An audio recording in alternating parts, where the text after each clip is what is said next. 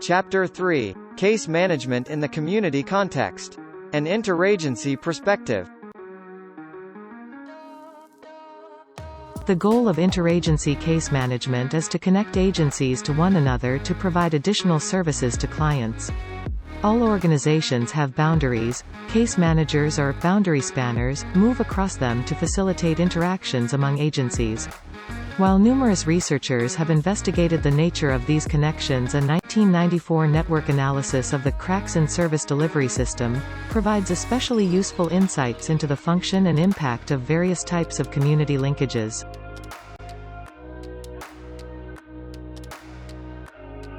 According to Gillespie and Murty, agencies can be categorized by the connections they maintain with other community-based agencies. Isolates, the first category of agencies or programs, operate self-sufficiently and establish no connections to other organizations in the community. Peripherals establish single or limited linkages with other agencies and social providers. A third category of agencies, which the investigators leave unnamed, form effective multiple connections with other organizations. Applying Gillespie and Murty's classification scheme to substance abuse case management yields three interorganizational models. The three models are: 1. The single agency, 2. The informational partnership, 3. The formal consortium. The single agency model is used by such traditional community-based organizations as grassroots domestic violence programs and numerous medically oriented substance abuse treatment agencies. In the single agency model, the case manager personally establishes a series of separate relationships on an as-needed basis with professional colleagues or counterparts in other agencies. The case manager retains full and autonomous control over the case and is accountable only to the parent agency. In the informal partnership model, staff members from several agencies work collaboratively, but informally, as a temporary team constituted to provide multiple services for needy clients on a case-by-case basis. The partnership can involve case managers from two programs or agencies who consult with one another on problematic cases and exchange resource information. The partnership also can consist of case managers and other types of providers from two or more agencies who meet on an informal basis to integrate and coordinate services in response to clients' needs. Responsibility for a client's well-being is shared, although accountability for the actual services provided remains with the individual agencies. The formal consortium model links case managers and service providers through a formal, written contract. Agencies work together for multiple clients on an ongoing basis and are accountable to the consortium. To ensure coordination among consortium members, a single agency typically takes the lead in coordinating activities and maintains final control over selected resources and interagency processes. A formal consortium can enhance the systems of care for substance abuse clients. For example, Providence, Rhode Island's Project Connect sponsors a coordinating committee that meets monthly on behalf of shared clients. Substance abuse treatment programs, child welfare staff, managed care providers, health care providers, and representatives from the domestic violence community come together to exchange information and coordinate services.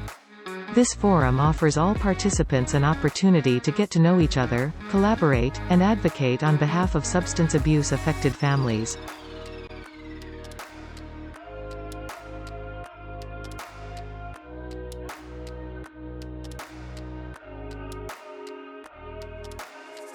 Characteristics of the three models.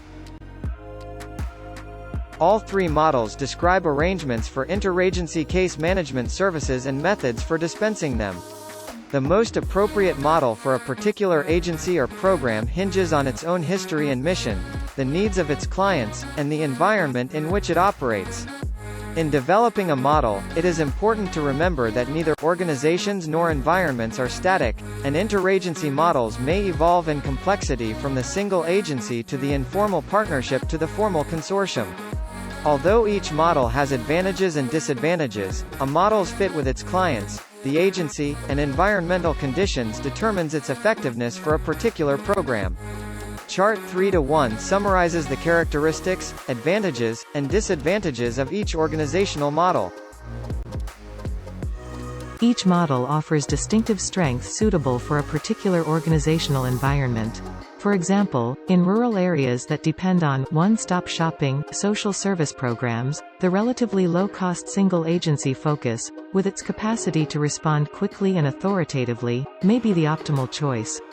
On the other hand, the informal partnership tends to deliver more diverse services, so it is better suited to culturally diverse communities. In communities dominated by managed care, a gatekeeper must make referrals for every service, and a formal consortium may be the best choice to supply the necessary documentation.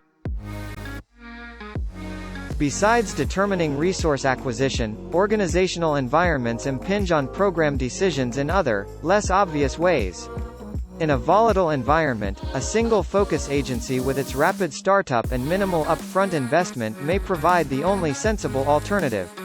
Where shared services can produce savings through economies of scale, the partnership arrangement may maximize scarce resources. In an environment in which program operations are routinely disrupted by political upheaval, a formal consortium with its mandated procedures may provide the stability and continuity necessary to ensure that case management services survive.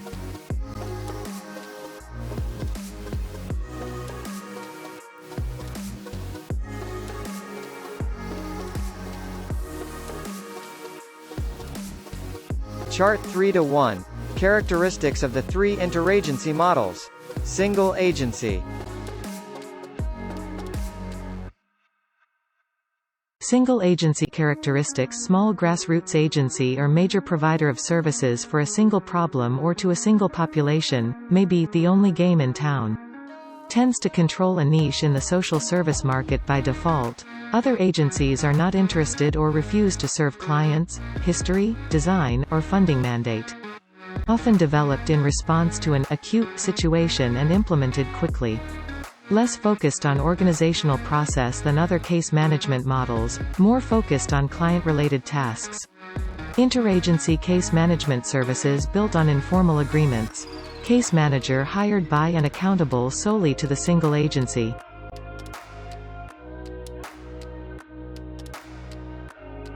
Single agency. Positive features. Responds to crises quickly. Tends toward more cohesive or homogeneous values than other models. Tends to have single point of access to substance abuse treatment or other services for clients. Agency maintains sole control over implementation and coordination of case management program. Clients relate to a single individual concerning all problems. Often can respond more flexibly to individual client needs. Has the opportunity to exercise a broad range of skills. Is self-determining and self-accountable, monitors its own services.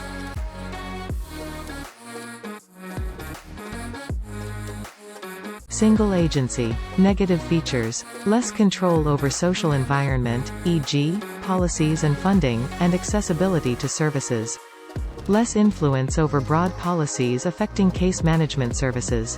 Without a broad constituency and widespread community support, more vulnerable when funding wanes or ends. More responsibility or burden on frontline case management staff to establish connections with other community agencies. Case manager may feel especially burdened or taxed by having sole responsibility for client. Can require considerable training to equip case manager to deal autonomously with the diverse needs of clients. Limited mix of services available to clients. Limited array of outcomes or solutions for client problems.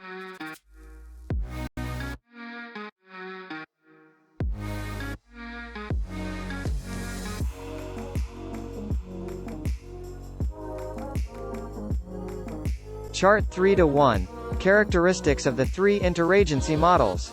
Informal partnership.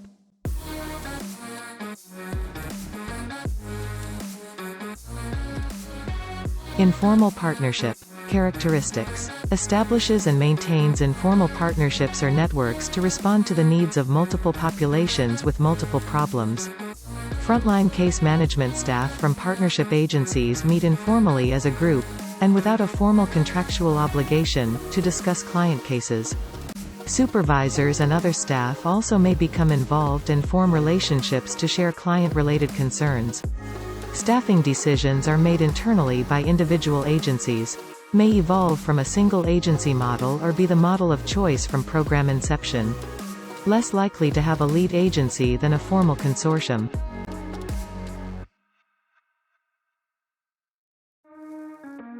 Informal partnership.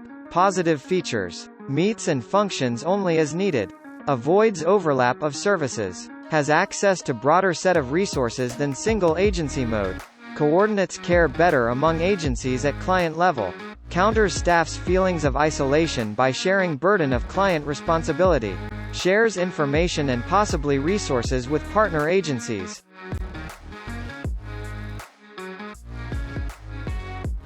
Informal partnership. Negative features. Multiple problem orientations of partnership members may conflict with one another. More opportunity to compromise individual agency goals with respect to clients. Not as quick to respond to emerging problems as single agency model case management. Investment of staff and time resources greater than for single agency models, e.g., time to attend meetings. Possible breakdown of service coordination among multiple providers may result in service gaps and fragmented care. Clients may find it difficult to relate to multiple providers.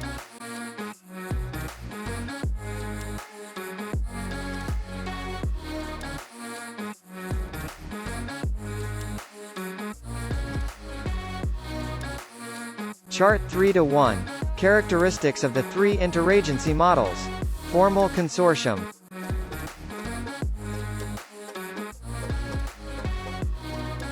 Formal consortium. Characteristics. Two or more providers linked by a formal contractual arrangement. Represents multiple values and philosophies. Agencies cooperate and work together for a common purpose, which is formalized in the contractual relationship. Agencies represent or cover multiple resources, e.g., housing and employment, in a particular social service market. Typically identifies a lead agency, often the agency that funds or obtained the funds for case management services, to coordinate the consortium's case management services. The case manager may be supported through pooled resources from members of the consortium or by the lead agency.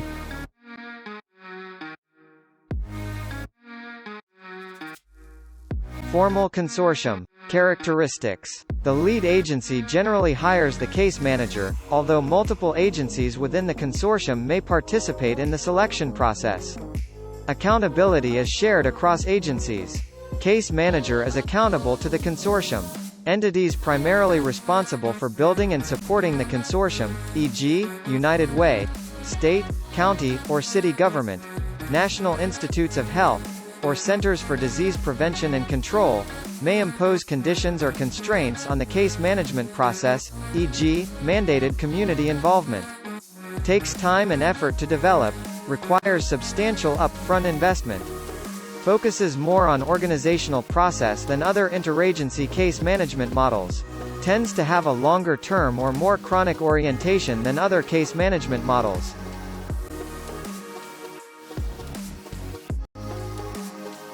Formal consortium. Positive features. Access to more resources. Broader structure of constituent, political, and community support when resources are limited or the economy is strained.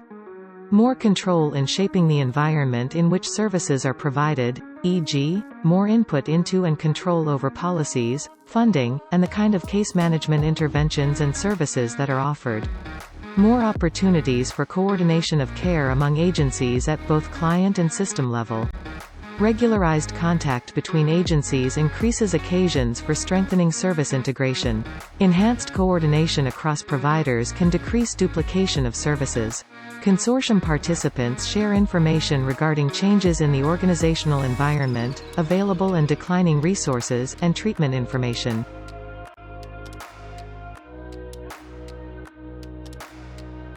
Formal consortium. Negative features. Can be slow to respond due to problems of coordination. Must contend with multiple definitions of a problem or solution that may spark conflict among consortium members. Time devoted to organizational process may reduce time given to client-related tasks. Clients may find it difficult to relate to multiple providers. Clients may need to travel to several locations for services. Multiple agency participation per case may involve higher costs and less intense personnel, agency involvement, without added benefit to client. Potential systemic conflict over which agency takes lead and whose philosophy prevails when differences occur.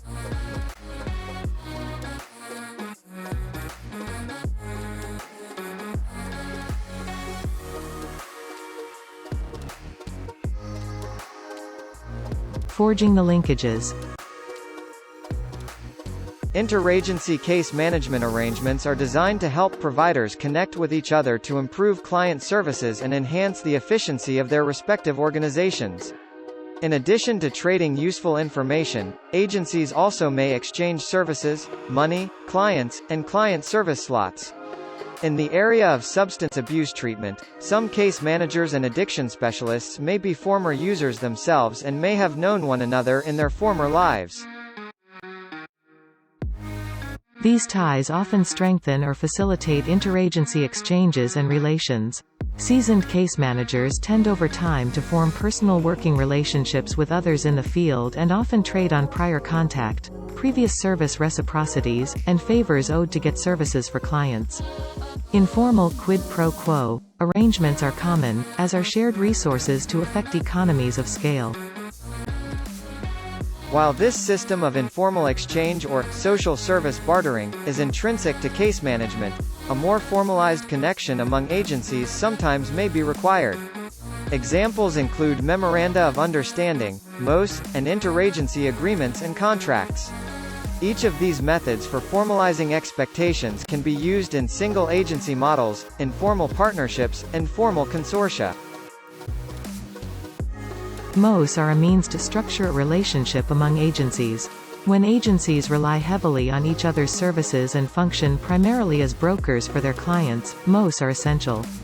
They specify such crucial information as the number of service slots that agencies will make available to one another's clients and the consequences for failure to implement or comply with specified activities or procedures.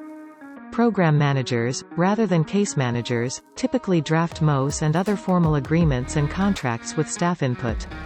They are particularly useful for